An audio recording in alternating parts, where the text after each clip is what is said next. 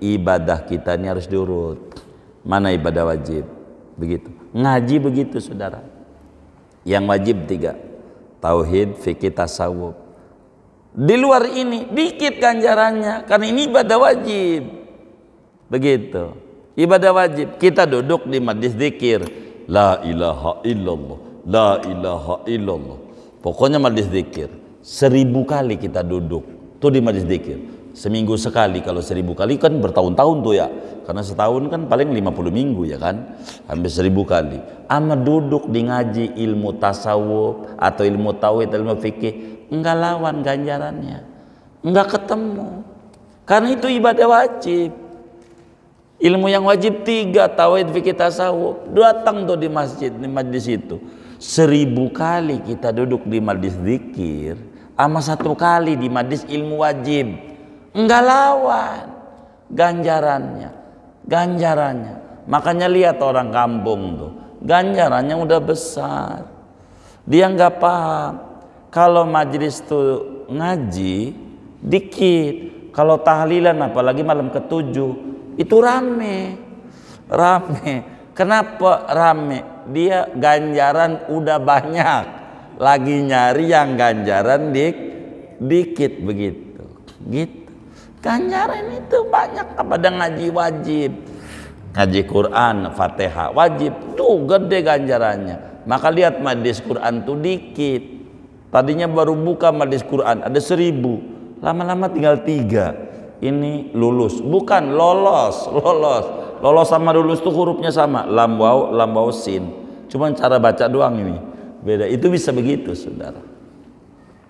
Singkatnya Imam Haddad bilang tahapan menuju Allah, rapihkan yang wajib-wajib. Kalau kita punya tunggakan, rapikan tunggakan. Bank begitu.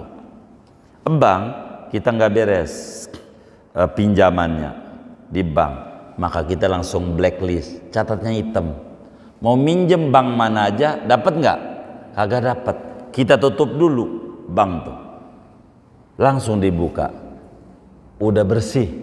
Minjem boleh. Tuh begitu. Kenapa? Anda ini punya kewajiban. Anda jangan ngerjain sunat. Jadi seakan-akan bank tuh kalau pakai bahasa kata bilang begini sama kita.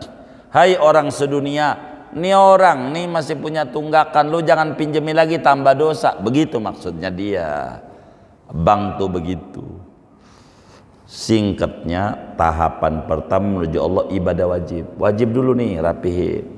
Kalau di ibadah wajib baru tambahin ibadah sunat. Ibadah sunat. Kalau wajib nih rapi. Yang wajib-wajib dulu. Biar hidup kita ini bahagia. Kenapa kita nggak bahagia? Kadang salah prosedur. Sedekah mau doyan, zakat enggak.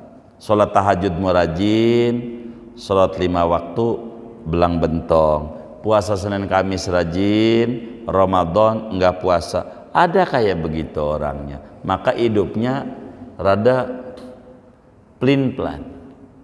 Hidupnya plin-plan. Kurang bahagia. Ini salah dalam tahapan menuju kepada Allah Subhanahu wa taala. 1, ibadah enggak ada tandingannya, ibadah wajib. Kedua, kalau udah beres ibadah wajib, naikin, kata Imam Haddad, ibadah sunat.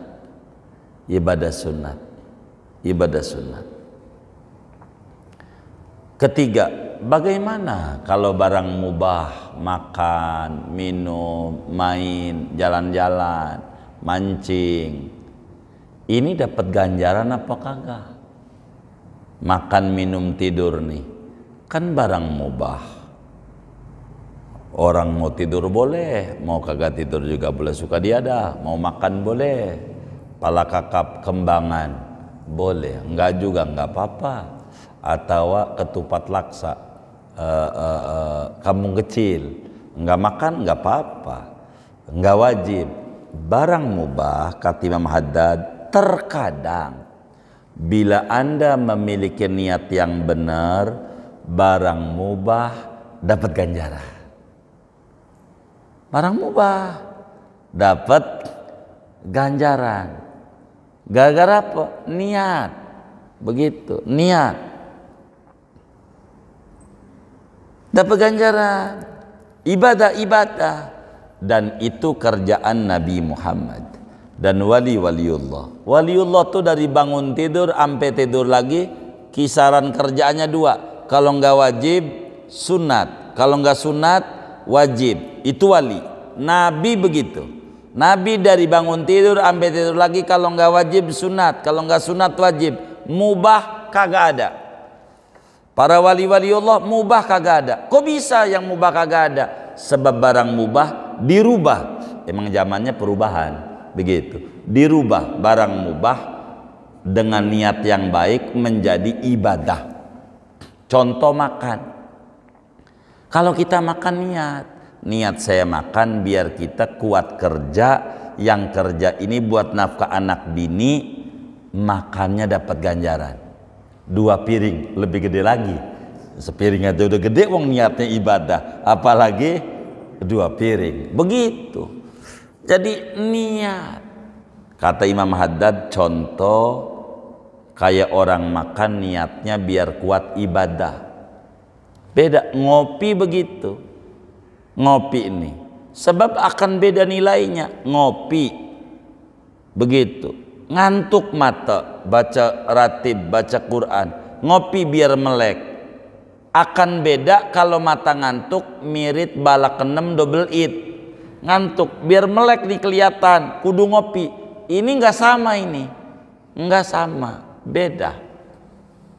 Karena wasilah menuju sebuah tujuan, maka niatin yang baik. Niatin yang baik. Saya suka ngajarin, kalau saudara nih demen kopi, makanan, tolong kalau beli kopi niatin buat tamu, dapat ganjaran. Begitu. Saya kalau buat beli makanan tuh begitu, buat tamu, jadi dapat ganjaran. Saban hari nggak ada tamu rumah kita, sampai kopi habis, dapat ganjaran niat buat menghormati tamu. Sampai besok nggak ada tamu, ambil lagi sesaset. Sampai 10 saset habis juga sama kita doang, dapat ganjaran nih niat buat muliain tamu. Saudara beli aqua sedus, niatin buat muliain tamu, dapat ganjaran dari niat. Begitu. Jadi semuanya ke bawah ganjaran. Makan dapat ganjaran, makan di restoran niatin buat ibadah, restoran bintang 5 gede ganjarannya karena niatnya buat ibadah. Waktu saya makan pakai tempe, sholat duha kuat 2 rakaat. Sekarang ayam geprek, tempe 2 rakaat. Berarti kalau ayam geprek kan tinggian ya 4 nih. Begitu. Kayak begitu. Jangan enggak. Ini hidup. Kenapa? Lil wasail hukmul maqasid. Bagi wasilah itu hukum tujuan. Kalau tujuannya benar, wasilahnya benar.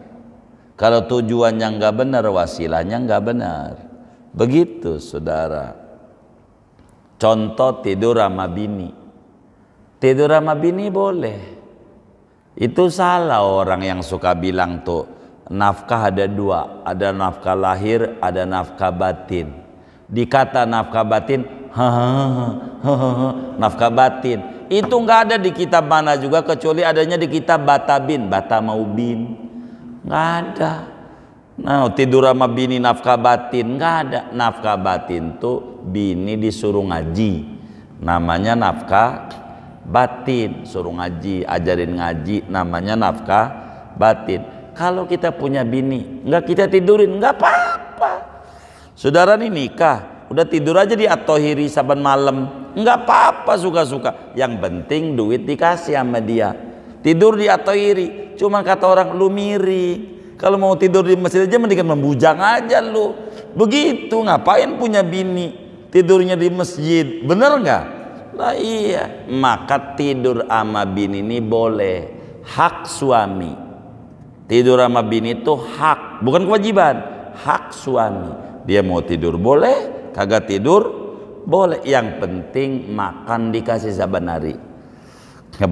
Itu penting. Makanya kalau kita mau tabligh, khuruj, jaulah berapa hari? 4 hari apa seminggu? Seminggu kita mau tabligh, khuruj, keluar kita Kita mau keliling, boleh. Yang penting bini kasih bini. Mah nih 15 juta, saya mau keluar seminggu tabligh Jakarta Timur. Kata bini, iya nggak apa-apa bang. Baru pulang aja nih, belum masuk rumah. Bang kapan tabligh lagi? Begitu kata bininya. 15 juta lumayan seminggu ya kan?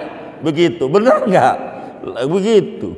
Itu mau keluar mulu, bininya kagak diopenin. Laki mau mana?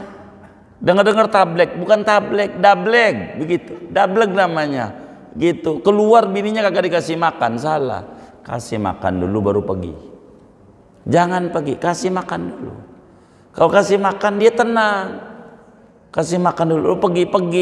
Mau ziarah Wali Songo seminggu, kasih duit dulu. Nih, Mas 10 juta. Dia girang. Bang kapan mau ziarah lagi? Begitu. Kalau begitu. Kalau kita pergi mulu sama bini kita disumpahin. Ziarah Wali Songo, kagak wajib, sunat. Nafkah bini wajib. Dosa lu berangkat, kata bininya. Sok tahu lu, kata kita sok tahu. Kagak, dia udah ngaji malam Sabtu. Ada barang wajib, ada sunat. Kasih dulu kalau mau pergi, karena ada wajib dulu beresin baru sunat. Itu begitu. Maka ketika Nabi ditanya nyumbang masjid, punya duit 1.000, nyumbang masjid, apalagi itu ngasih yatim, ngasih fakir miskin, ngasih bini, mana yang tinggi Nabi? Karena Nabi tahu mana yang wajib, mana yang sunat. Lah kita nyumbang ya sunat, nyantunin yatim ya sunat. Begitu kita bantuin, ini bini wajib nafkah bini, nggak kelawan. Kalau begitu tuh lawanannya, begitu urusannya.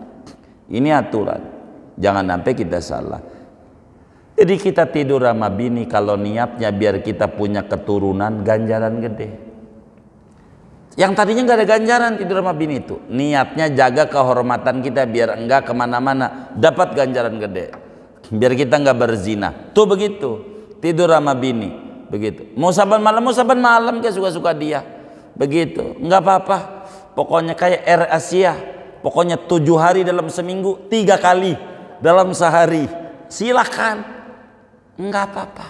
Ganjaran gede ganjaran. Sayyidah Aisyah nanya sama Nabi. Nabi ganjaran bersetubuh berapa? Bila seorang suami ngusap bininya, sekali usap tulis ganjaran 10, diampuni dosa 10, ditinggikan dari 10, itu sekali usap. Begitu. Kalau 100 kali ente hitung aja, itu baru ngusap doang. Gede ganjarannya kalau niatnya benar. Jadi barang mubah kayak tidur nih. Kita mau tidur, kita ngomong dulu, ya Rob, saya habis kerja. Saya harus mengistirahatkan badan saya untuk besok pagi kerja mencari nafkah buat anak bini yang kau wajibkan. Tidur kita ibadah. Ngorok makin gede ganjarannya. Loh, orang niat kita tidurnya niatnya benar. Mengistirahatkan badan buat besok kerja. Nafkah anak bini. Ini namanya tidur ini wasilah untuk ibadah. Apa ya? Pokoknya abang keluar kerja kemana, niatin ibadah, ganjaran gede. Kalau niat itu begitu, ganjarannya besar. Singkatnya, perkara yang mubah punya nilai besar bila mana kita niatin ibadah. Hiburan boleh.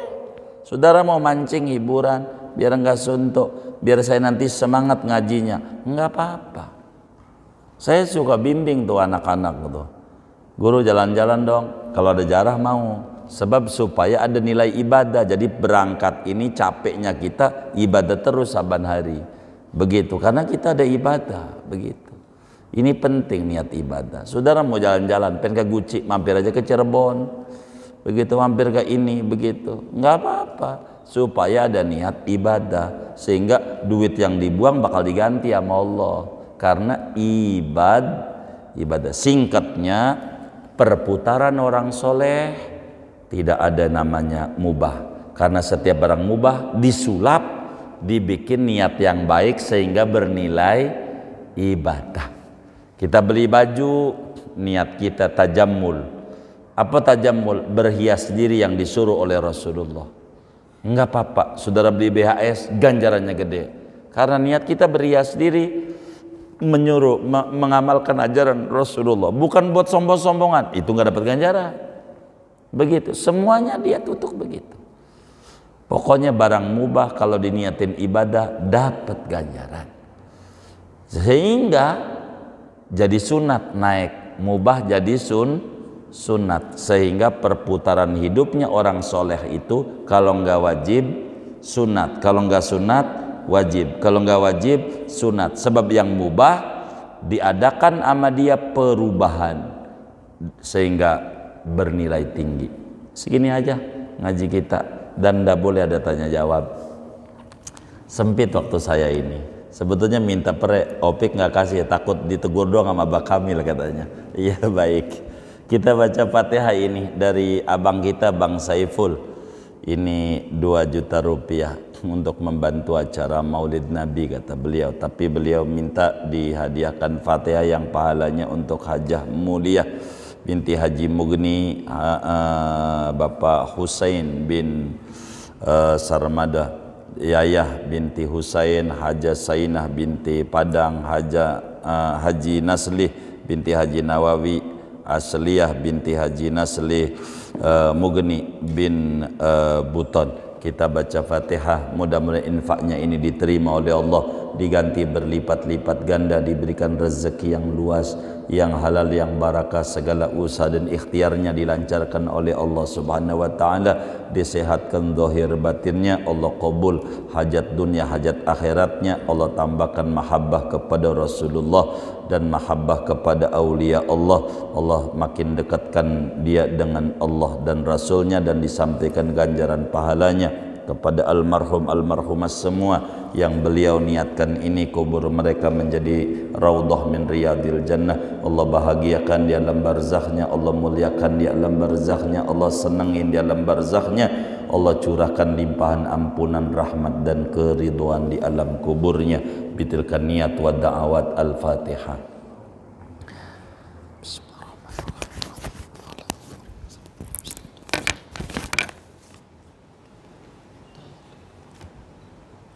Buat kita bersama duduk di majlis ilmu